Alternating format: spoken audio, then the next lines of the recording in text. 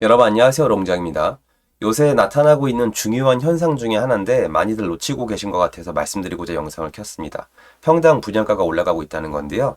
집값이 올라가고 있습니다가 아니 하나의 현상에 불과하거든요. 사실 지금 당장 집값에 큰 자극을 주는 요소가 아니에요. 그런데 이게 예전에도 있던 거고 우리가 봐둬야 됩니다.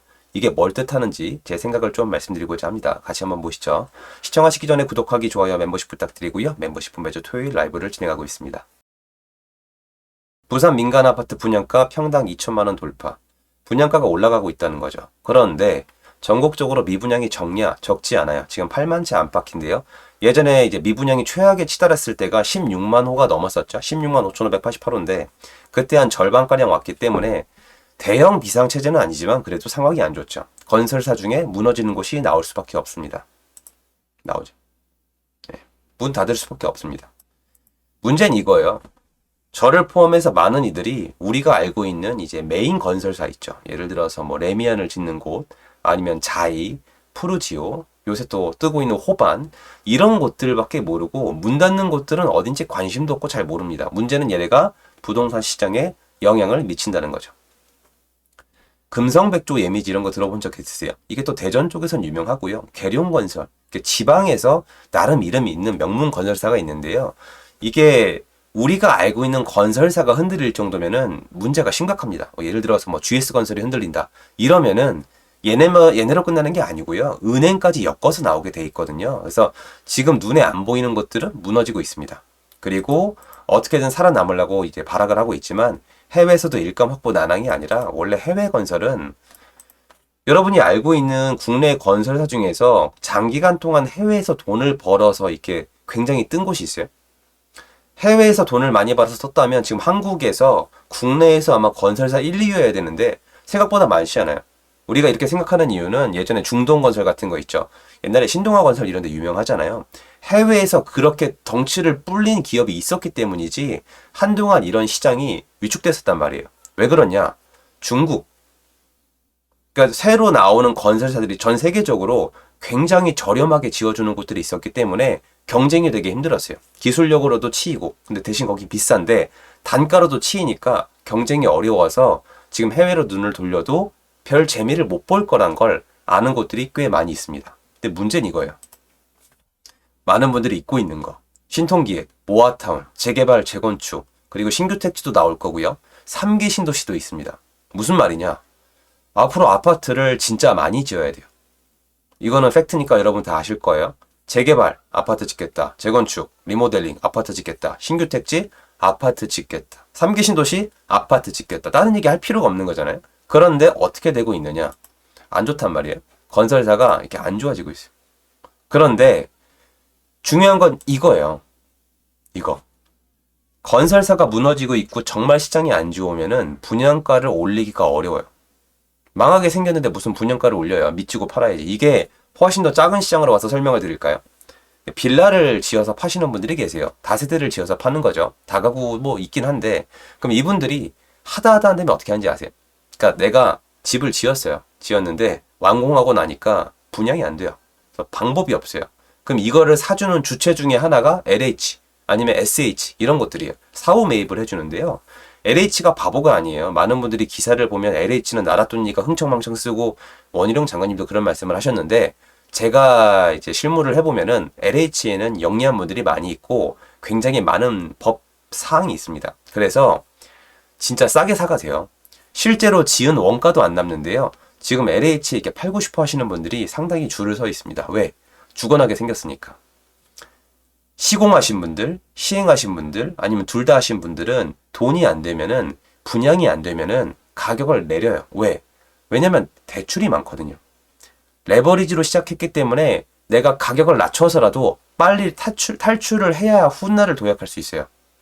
빨리 안 털어버리면 훗날을 기약을 못 하고요. 그냥 끝이에요. 마감해야 돼요. 회사가 문을 닫는데 제가 여러 번 말씀드렸지만 한국은 두 번째 기회가 잘 없어요. 그래서 사업했다 망하신 분들은 자기 명의로 사업을 잘 안 하세요. 이거 어떻게 되겠습니까? 그렇죠. 얘가 분양이 되는지 안 되는지를 봐야 되는데 은근히 분양이 된다는 겁니다. 그럼 이게 아이러니한 거예요. 전국적으로 미분양은 상당히 심각한 단계로 향하고 있는데 물론 지금 좀 줄고 있고 줄 것 같아요. 느낌이 지금 분위기를 봐서는. 그런데 일부에서는 분양가를 높여가고 있습니다. 이게 무슨 뜻일까요? 이거예요. 수요가 있는 곳은 있다는 거예요. 뻔한 얘기 한다고 생각하시겠지만 이거 한번 들어보셔야 돼요. 수요가 있는 곳들은 있다. 수요가 있는 곳들은 있는데 건설사는 죽어나가고 있다. 즉 수요를 충족시켜 주거나 체력이 좋은 곳들은 살아남고 있는데 체력이 안 되는 곳들은 문을 닫고 있다. 마지막 발악까지 하고 있지만 쉽지 않다는 거예요. 그런데 추후에 언젠가 아파트는 지어야 된다는 거예요. 그럼 이게 앞으로 공급 부족, 그러니까 수요는 내 말대로 수요가 일부엔 여전히 남아있고 이 수요가 더 살아날 수 있고 수요가 필요함이 퍼지고 있는데 건설사가 줄고 있고 공급이 앞으로 부족할 거니까 가격이 올라간다는 뜻이냐? 그렇게만 생각하면 안 돼요. 왜냐? 공급 부족이란 개념은 수요와 서로 따져봐야 돼요. 수요가 없는데 공급만 많으면 의미가 없죠. 공급이 부족해요? 근데 수요가 더 부족합니까? 그러면 의미가 없죠. 21년도, 22년도 시장을 보시면은 시중에 물건이 많았다기보다 수요가 아예 없었어요. 그러니까 집을 가진 사람들이 버틸 재간이 없었죠. 마찬가지예요. 중요한 건 이거예요. 지금 봤을 때 평당 이렇게 올라가고 있다는 건 뭐냐면은 수요는 있다는 거예요. 근데 이 수요가 더 늘어나고 많다? 이 상황에서 건설사가 부족하고 집을 지을 곳이 부족하게 되면은 주택 공급 부족이란 단어가 나오겠죠. 그럼 그때는 가격이 올라갈 수밖에 없어요. 그래서 이걸 잘 보셔야 돼요. 이게 잘 팔리나 미분양으로 가버리나. 왜냐면 이 시기에 지금 미분양이 있다는 걸 알면서도 사람들이 전국적으로 미분양이 꽤 많다는 걸 인지한 상태에서 올라간 분양가에 이제 뭔가 집을 산다는 거는 어쨌건 수요가 있다는 거거든요. 그냥 대놓고. 그런데 이 비싼 분양가의 수요가 있다 보면은 이게 퍼지는 경우가 많아요. 왜 그러냐? 보세요. 만약에 부산에서 평당 분양가를 비싸게 했어요. 근데 경쟁률이 100대 1이 나온 거예요. 100명 중에 1명은 이 분양을 받았겠죠.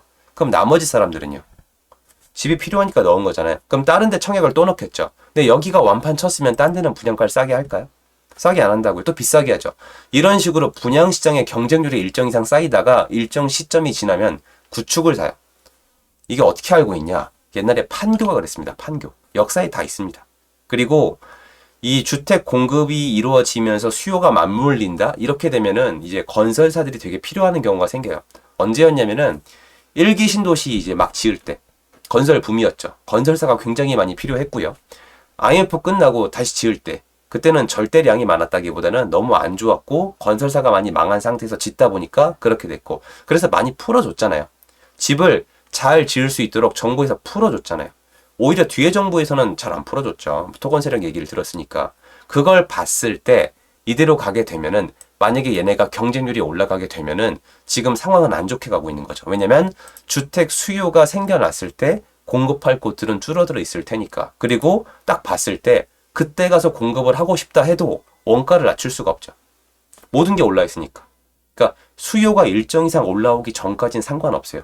그리고 공급 부족, 이 정치하시는 분들이 본인 당 안에서 공급 부족을 인정할 것 같아요. 나중에 우리가 못 챙겨서 공급이 부족합니다. 그래서 가격이 올라갑니다. 지금부터 열심히 짓겠습니다. 이건 뭐 난 토건 세력이에요. 우리 정부가 잘못했습니다. 표 주지 마세요랑 똑같은 얘기예요. 그렇게 안 해요. 어떻게 합니까? 이거 지금 대답 바로 안 나오시면 지난 몇 년 동안에 공부를 안 하신 거예요. 마녀 사냥하면 되잖아요. 갭투기꾼들 때문에 상위 몇 프로가 주택 몇 채를 가지고 있다. 주택왕 누구누구 아파트 110채 소유 이런 식으로 계속 언론에 내보내면은 사람들 그냥 넘어갑니다. 여러분의 제가 이거를 절하해서 평가를 게 아니라 대중심리를 여러분 이번에 보셨을 거예요. 언론에서 그렇다면 그런 거예요. 그리고 뭐 전세 사기 또 한 방울 뭐 한 방울 넣어가지고 주택을 투기로 만든 사람들을 욕하다 보면은 다 넘어갑니다. 주택 공급 부족 이런 거 다 의견 싸움일 뿐이고 정부 다 알고 있습니다. 별로 두려워하지 않아요. 그래서 건설사가 망하든 말든 중요한 거는 은행에까지 여파가 가냐는 거예요. 은행에 여파가 가면 서민이 직격탄을 맞기 때문에 이거는 상당히 어렵겠지만 건설사 몇 군데 날아가고 이렇게 돈 못 버는 거는 신경 안 씁니다. 그럼 보시면 아시겠죠. 예전에도 이제 건설사에 대해서 굉장히 좀 이렇게 타이트하게 관리할 때가 많았죠. 노무현 정권, 이명박 정권, 특히 이명박 정권 이럴 때 보시면 예전에 다 이렇게 있었던 전례인 것 같습니다. 그래서 정리를 하자면 뭐냐. 이거 경쟁률을 봐야 돼요. 경쟁률이 높은 상태에서 이 수요가 퍼지다 보면은 언젠가는 공급 부족에 대해서 불안감을 느끼고 공급 대비 수요가 더 늘어나면서 가격이 올라가는 시점이 나올 수가 있습니다. 역사적으로 그래요. 그런데 그게 언젠지를 알 수가 없죠. 왜 그러냐? 아파트를 살라는 수요가 언제 사람들이 나올지 알 수가 없죠. 지금은 사람들이 주거지를 다운그레이딩 해서라도 살아남기 위해서 노력하고 있는데 이분들이 언제 다시 위로 올라와서 집을 계약하려고 할지 또 만기도 있고 어떤 생애 주기도 있기 때문에 기다려 봐야 되겠죠. 그런데 그 불안 요소를 안고 가는 거예요. 만약에 이 분양가가 오는 상태에서도 수요가 있는데 공급이 앞으로 부족해질 수밖에 없고 이걸 지어줄 시공사가 지금 줄어들고 있다라면 이 리스크를 아는 상태로 시장이 가다가 수요가 늘어나는 시점에 주택 공급으로 인한 가격 상승 효과가 나올 겁니다. 그래서 이걸 알고 가셔야 되고 이렇게 이거 미분양하면 의미 없는 거 아니에요? 내가 평당 내가 뭐 아파트 이걸 막 100억에 팔겠다 그래도 미분양 나면 끝이잖아요. 그게 아니라 얘네가 얼마나 잘 팔리는가 그리고 이 효과가 이 청약의 열기가 얼마나 퍼질 수 있는가를 보셔야 되고 지금은 또 맞물려서 미분양이 얼마나 악성 미분양으로 가고 있는가 미분양이 줄는가 느는가까지 같이 보시는 게 맞아요. 그런데 그걸 보고 있다 하더라도 수요를 알 수가 없기 때문에 얘네가 언제 가격에 직접적 영향을 미칠지는 몰라요. 그때 가서 알 수 있습니다. 이게 제 경험입니다. 그거 전달해 드리고 싶어서 영상 찍었습니다. 감사드리고요. 좋은 하루 되십시오.